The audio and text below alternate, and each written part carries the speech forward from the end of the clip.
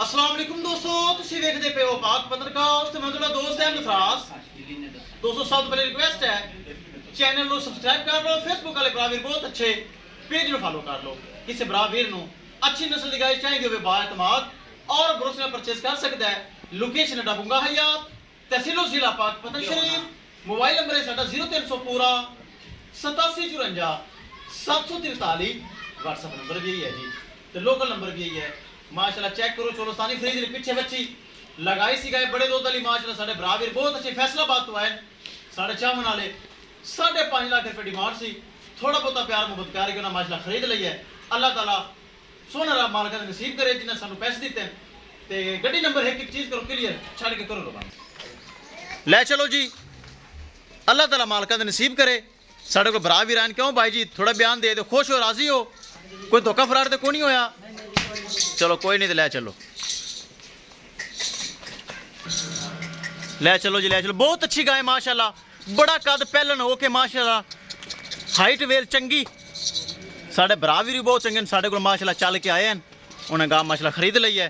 किसी भरा वीर नूं मजीद अच्छी नस्ल की गाय चाहिए हो बाएतमाद और भरोसे नाल परचेज कर सकता है।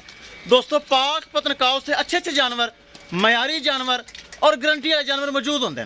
चेक कर लो माशाल्लाह, फर्स्ट टाइमर पहले हो के हाइट भी अच्छी क्वालिटी अच्छी चुआई करके लोडिंग करते पे। ले चलो जी ले चलो, भरा भी साढ़े को आए। इस तो इलावा अपने को माशाल्लाह मजीद अच्छे अच्छे जानवर मौजूद हैं। किसी मेरे भरा वीर नूं अच्छी नस्ल की गाय चाहिए हुए रब्ता कर सकता है। लोकेशन डबुंगा हयात, तहसील जिला पाक पतन शरीफ। मोबाइल नंबर है साडा 0300 पूरा 8754 743। व्हाट्सएप नंबर भी यही है जी, तो लोकल नंबर भी यही है। विखाइए गड्डी नंबर तो एक चीज़ करिए क्लियर। चेक करो माशाल्लाह, चंगी वेल चंगी हाइट। आवाज जी करो, लोड करो। ऐ पीछे बच्ची बड़ी खूबसूरत, ऐ चेक करो। अल्लाह ताला भाई नसीब करे। खोलो यार डाला भी पराली सट्टो, कर दे बग्गी लोड कर दे। विखाइए गड्डी नंबर तो एक चीज़ करे क्लियर। लो जी शाह जोर, ए गड्डी नंबर फोकस है भाई उरी। विखाइए लोडिंग।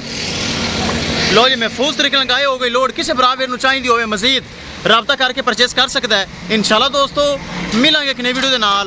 अपने फराज दोस्तों की इजाज़त, अल्लाह निगहबान।